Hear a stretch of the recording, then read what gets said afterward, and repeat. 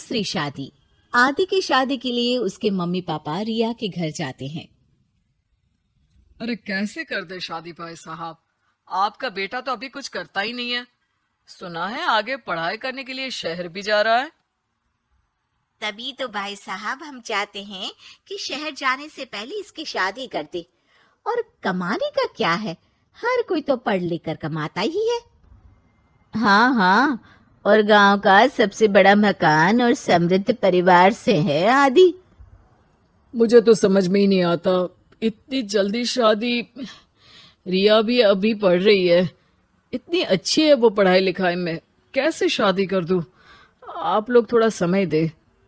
आदि के माता पिता घर चले जाते हैं, जहां आदि के पिता कहते हैं, अरे भाग्यवान, मुझे तो समझ ही नहीं आ रहा कि तू क्यों इतनी जल्दी आदि की शादी करवाना चाहती है।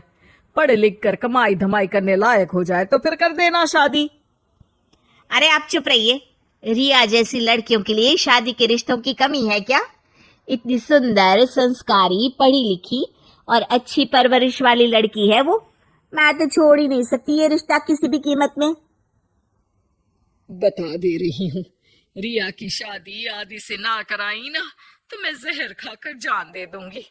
पूरे गांव में नाम है उन लोगों का, नौकर चाकर कितने लगे हैं उनके घर में। अरे मेरी बेटी तो राज करेगी, राज। और इस तरह ना चाहते हुए भी रिया की शादी आदि से हो जाती है।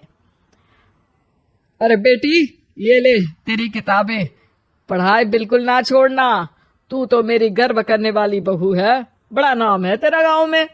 हाँ, आखिर पसंद किसने किया है रिया को आदि के लिए? आदि को गांव की रिया इतनी पसंद नहीं होती है।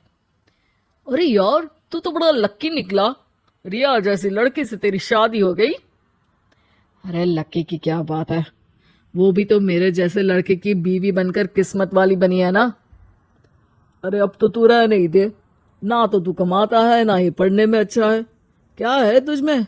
बस पैसा, और वो भी बाप का। आदि को दोस्तों की बात पर बहुत गुस्सा आता है। पिताजी, मैं शहर जाना चाहता हूँ आगे की पढ़ाई के लिए। अरे बेटा, लेकिन यहाँ की पढ़ाई तो पहले पूरी हो जाए। नहीं नहीं, अब मैं किसी भी हालत में शहर में ही रहकर पढ़ाई करूंगा। रिया को आदि का ये व्यवहार अजीब लगता है कि अचानक नई शादी के बाद आदि ऐसा क्यों बोल रहा है। खैर, आदि पढ़ाई के लिए शहर चला जाता है और रिया गांव में रहकर सास ससुर की सेवा करती और बचे वक्त में पढ़ाई। अरे देखो, दामाद जी तो शहर चले गए, हमारी बेटी बेचारी अकेली रह गई। उसे कुछ दिनों के लिए यहीं बुला लाओ ना। रिया की माँ रिया के ससुराल उसे लेने जाती है कि उसके सास ससुर कहते हैं, अरे नहीं नहीं बहन जी, हमारा मन तो रिया के बिना नहीं लगेगा।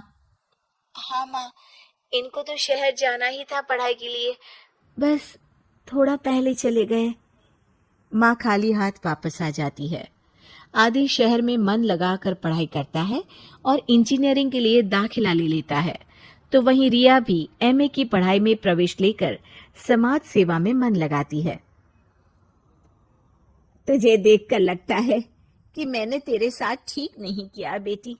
शादी तो करवा दी लेकिन पति का साथ नहीं मिला। अरे तो क्या हुआ, जैसे मैं अपने माँ पापा के साथ थी वैसे अब आप दोनों के साथ हूँ, है ना? सास खुश हो जाती है। अरे सुनो, बहू आदि लौट रहा है शहर से, वो कल आ जाएगा, तुम लोग तैयारी कर लो। रिया ये सुनकर खुश हो जाती है। वो सोच लेती है कि अब वो कुछ दिनों तक आदि के साथ क्वालिटी टाइम बिताएगी। लेकिन जब आदि घर आता है तो उसके साथ होती है एक शहर की लड़की जो जींस और टॉप में होती है। ये मेरी दोस्त है, मेरे साथ रहेगी। आदि उसे अपने मम्मी पापा से मिलवाता है लेकिन रिया से नहीं। रिया सबके लिए खाना लगाती है। अरे ये नौकरानी कितनी सुंदर है, खाना भी अच्छा बनाया है।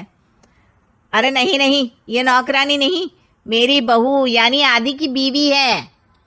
ये सुनकर लड़की शांत हो जाती है और आदि की तरफ देखने लगती है, फिर वहां से चली जाती है। अरे माँ, क्या जरूरत थी घर की कहानी बताने की? देखा, अब वो बुरा मान गई ना। वैसे भी मैं आप लोगों को बता देता हूँ, मुझे रिया के साथ नहीं रहना। मैं शिवानी से प्यार करता हूँ और उसी से शादी करूंगा। मैं रिया को छोड़ रहा हूँ। आदि ये बोलकर उस लड़की के साथ शहर चला जाता है। रिया ये सब देखकर रोने लगती है, अपने कमरे में चली जाती है जहां सास ससुर उसके पीछे आते हैं। हमें माफ कर दे बेटा। वो दोनों उसके सामने हाथ जोड़ते हैं। आप लोग ऐसा क्यों बोल रहे हैं? ये तो मेरी किस्मत थी, पर अब मैंने सोचा है कि मैं भी आगे पढ़ाई करके आगे बढ़ूंगी। रिया पढ़ाई लिखाई करके पूरे जिले की कलेक्टर बनती है। आदि उसे छोड़कर शिवानी से शहर में ही शादी कर लेता है। फिर एक दिन रिया के ससुराल में, अरे बेटी रिया, तुझसे मिलने कोई आया है। कौन है माँ? हमें आपकी बहू के बारे में सब पता है। मैं आप लोगों से अपने बेटे के लिए आपकी बहू का हाथ मांगने आई हूँ। रिया के सास ससुर और माता पिता ने मिलकर ये फैसला किया था कि वो रिया की शादी करवा देंगे। पूरे जिले में नाम कमा चुकी रिया की शादी उससे भी बड़े ओहदे के सिट से हो रही होती है कि शादी वाले दिन आदि भी वहां आ जाता है। अरे माँ, ये क्या हो रहा है? तेरी हिम्मत कैसे हुई घर में घुसने की? पूरे गांव में हम लोगों की नाक कटा अकेला छोड़ गया था एक लड़की के लिए। अब क्या लेने आया है? माँ, वो लड़की ठीक नहीं निकली। उसने मुझे धोखा दे दिया माँ। मैं रिया की कीमत समझ चुका हूँ। अरे इतने बड़े जिले की कलेक्टर है वो। मैं यहाँ नहीं था, फिर भी उसने आप लोगों का पूरा ध्यान रखा। बहुत लेट हो चुका है बेटा। रिया आज अपनी नई जिंदगी की शुरुआत करने जा रही है। अब उसे भी जीने का हक है। वो तेरी सुविधा से जिंदगी नहीं जी सकती। तूने तो हीरा खो दिया बेटा।